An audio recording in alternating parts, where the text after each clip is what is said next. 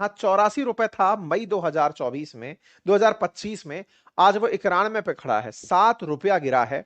यानी कि एक तरीके से डॉलर 7 रुपए महंगा हो गया है। और डॉलर का 7 रुपए महंगा होना ये एक बड़ा नंबर है। और अगर हम एक साल की बात करें तो 85.5 से लेकर के ये साल की शुरुआत में जहां 85.5 पर था, अब 91 पर पहुंच गया है साल के अंत तक होते होते। तो ये लगभग 6% की गिरावट दर्ज किया है।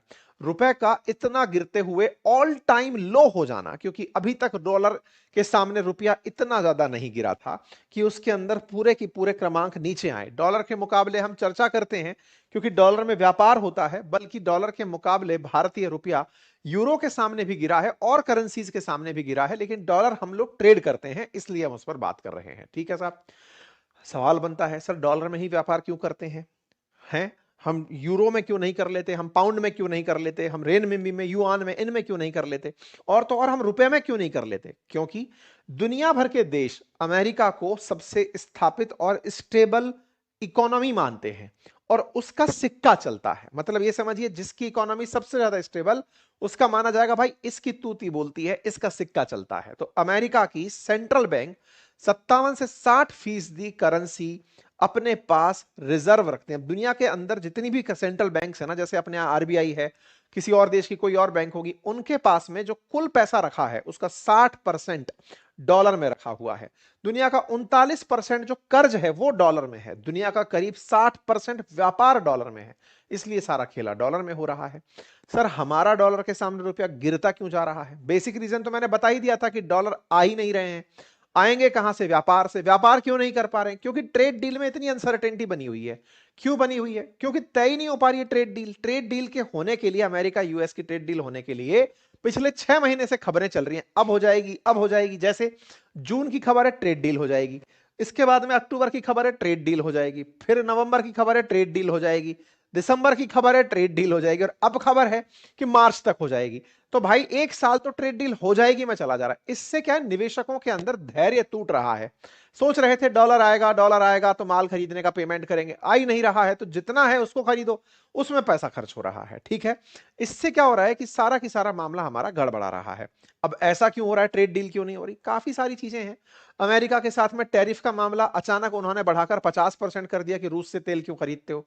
अब हम कैसे ट्रेड डील करें? 25% पर ट्रेड डील करने गए थे, वो बढ़ा के 50% कर दिया। दूसरा, अमेरिका को फर्क नहीं पड़ रहा ना इंडिया के साथ ट्रेड डील हुई कि नहीं, लेकिन हमारे तो बहुत सारा फर्क पड़ गया, क्योंकि वो 30 ट्रिलियन पर बैठे, हम 3-4 ट्रिलियन डॉलर पर बैठे हुए हैं। 10 टाइम्स का फर्क है। तो बहुत ज्यादा फर्क हमको नहीं, उनको नहीं, हमको पड़ गया। दूसरा, कुछ चीजों को लेकर अमेरिका के साथ हमारी बन नहीं रही है। वो एग्रीकल्चर सेक्टर के अंदर डील चाहता है, हम कर नहीं सकते, हमारे यहाँ किसान आंदोलन फिर शुरू हो जाएंगे।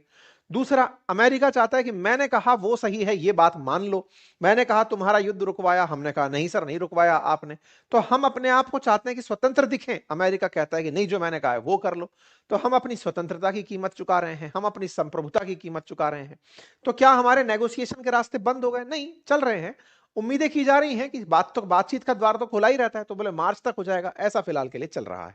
दूसरा क्या हो रहा है ना, विश्व के देश जब भारत में अमेरिकी डॉलर नहीं आ रहे तो उन्हें डर लग रहा है कि विदेशी निवेशक रुकेगा कि नहीं रुकेगा।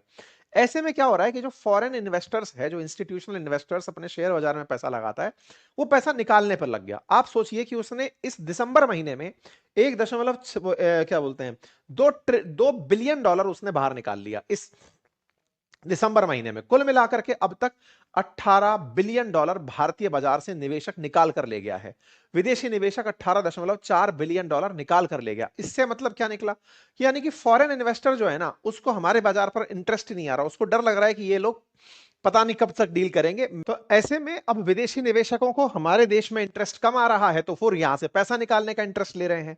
साथ ही साथ जो तेल और सोने की कंपनियां हैं, वो अपने यहां पर हेजिंग डॉलर में करके चल रही हैं। उन्हें लग रहा है कि तेल की कीमतें गिर जाएंगी, तो एक काम करो, जितनी गिरेंगी उतने के मुकाबले में डॉलर में इन्वेस्टमेंट कर दो। तो ये कुछ ऐसी चीजें हैं जिनके चलते गोल्ड रेट्स के अंदर, मतलब जिनके चलते डॉलर की कीमतों में कमी आ रही है। साथ ही साथ गोल्ड रेट जो है ना उसके अंदर भी परिवर्तन देखने को मिल रहा है, क्योंकि गोल्ड में लोग निवेश ज्यादा कर रहे हैं। और गोल्ड चूंकि हम इंपोर्ट करते हैं, तो इंपोर्ट करने की वजह से हमारा बहुत सारा पैसा डॉलर के रूप में चला जाता है, क्योंकि गोल्ड खरीदने के लिए आपको सब्जी मंडी की तरह देश के अंदर से नहीं खरीदना है, बाहर से खरीदना है। उसके लिए पेमेंट ही डॉलर में हो रहे हैं, तो वो पेमेंट करने में फिर दिक्कतें आ रही हैं। ठीक है। अच्छा, इसके अलावा अगर आप देखें तो विदेशी निवेशक हमारे यहां डॉलर डालने आ नहीं रहा है।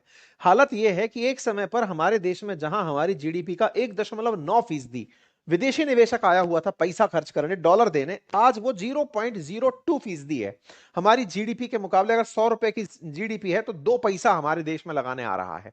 इतना कम विदेशी निवेशक हमारे देश में निवेश करने आ रहा है। इसके पीछे बहुत से कारण हो सकते हैं। सरकार के द्वारा ऐसी बहुत सी बाधाएं हो सकती हैं जिनको वो नहीं पाता, या पॉलिटिकल इंस्टेबिलिटी हो सकती है, या फिर कंपिटिटिव मार्केट किसी और देश का उसे अच्छा लग सकता है। और सबसे बड़ी बात जो हो सकती है वो ये हो सकती है कि भाई उसे हमारे देश में ऐसी कोई कंपनी ही ना दिख रही हो जिसमें उसे लगता हो कि निवेश करना चाहिए ताकि उसका पैसा बढ़ सके। अब बात करें इन सारी बातों की, तो सवाल ये देखो, भारत तो ऑलरेडी बहुत अच्छी ग्रोथ के साथ आगे बढ़ रहा है। 8% की ग्रोथ रेट हमने डोमेस्टिक रूप से अर्जित की है। मतलब कंपनियां तो बढ़िया परफॉर्म कर रही हैं। सारा लेकर देखा जो पड़ा हुआ है वो अमेरिका के सामने भारत की इमेज का पड़ा हुआ है। तो अमेरिका के साथ में जब भी कोई देश अटकता है तो उसके यहां पर ये सारी की सारी दिक्कतें आती हैं जो अपन देख रहे हैं। आज जो ईरान का हाल आप देखते हैं, वेनेजुएला का जो हाल देखते हैं, वो अमेरिका के साथ हुई राइवलरी का ही परिणाम है, जिसके चलते ईरान की करेंसी इतनी डिवेल्युएट हो गई कि उन्हें अपनी करेंसी बदलनी पड़ी। वेनेजुएला में बोरा भर करके लोग सामान खरीदने जाते हैं। भारत के हालात ऐसे नहीं है, क्योंकि भारत सरकार ऑलरेडी नेगोशिएशन में लगी हुई है। लेकिन हाँ, यह जरूर है कि रुपए के अंदर आई गिरावट से हमें नुकसान होगा, क्योंकि हमारे देश में इंपोर्ट महंगे होंगे, तेल और सोने की कीमतें महंगी होंगी, महंगाई बढ़ सकती है, विदेश में पढ़ना लिखना महंगा हो सकता है, विदेश घूमना निवेश महंगा हो सकता है। ये तमाम चीजें हमारे देश में नकारात्मक असर डाल सकती हैं। सरकार क्या कर सकती है? देखिए, सेक्टोरल तरीके से अगर हम बताएं तो हमारे electronics, chemical, machinery, food, petrol, metal, transport, textile, jam और लेदर, ये वो तमाम डिपार्टमेंट हैं जिनमें इंपोर्ट बहुत ज्यादा होता है। इंपोर्ट ज्यादा होता है तो इंपोर्ट के बिल महंगे हो जाएंगे। ऐसे में हमारे यहां पर इंपोर्ट का परसेंटेज बढ़ने से प्रभावित ज्यादा होने लगेंगे, क्योंकि रुपये का डेप्रिसिएशन इन्हें प्रभावित करने लगता है। एक्सपोर्ट कम और इंपोर्ट ज्यादा होने से ये प्रभावित क्षेत्र होने लगते हैं। हमारे देश के अंदर भारत सरकार से क्या अपेक्षा की जा सकती है कि साहब आप आरबीआई को बोल करके इस गिरते रुपए को रोक दीजिए ना। ऐसा रोकते ही विदेशी निवेशक जो और आना चाहता है वो दूर भाग जाएगा, इसलिए वो उसको नहीं कर सकते। तो हम सरकार से क्या अपेक्षा कर सकते हैं? यही कि आप किसी भी तरीके से डॉलर की खरीद सुनिश्चित करवाइए या एक्सपोर्ट बढ़ाइए। एक्सपोर्ट बढ़ाएंगे तो आपके पास में पैसा भर भर के आएगा। एक्सपोर्ट बढ़ाने के विकल्प में जो ताजा विकल्प हमारे सामने अमेरिका बैठा है, उसके साथ नेगोशिएशंस किए जाएं और उसके साथ नेगोशिएशन करके व्यापार को वापस से पुनः अपने रास्ते पर लाया जाए। दूसरा, और भी ऐसे ऑल्टरनेटिव देश तलाशे जाएं जहां हम अपना एक्सपोर्ट बढ़ा करके डॉलर अंदर ला सकते हैं। देश को एक्सपोर्ट पर फोकस करना होगा, डिप्लोमेटिक रिलेशंस को मजबूत रखना होगा, ताकि व्यापार में, व्यापारिक प्रतिस्पर्धा में उस देश के लोग चाइना के मुकाबले इंडिया का माल खरीदना प्रेफर करें। ये सारे प्रयास एक दिन में तो नहीं होते, लेकिन इसे करना बड़ी मजबूती से होगा। फिलहाल के लिए इतना ही। जानकारी पसंद आई हो तो साथियों से साझा करें। चैनल पर नए हैं तो सब्सक्राइब कर लें। बाकी आप लोग इस विषय पर क्या सोचते हैं, अपनी राय जरूर बताएं। साथ ही साथ इन्वेस्टमेंट से संबंधित नॉलेज के लिए बातें बाजार की एप्लीकेशन को भी आप यूज कर सकते हैं। वहां पर म्यूचुअल फंड्स और इन स्टॉक मार्केट से रिलेटेड कोर्सेज उपलब्ध हैं, आप जाकर उसे एक्सेस कर सकते हैं। Thank you so much.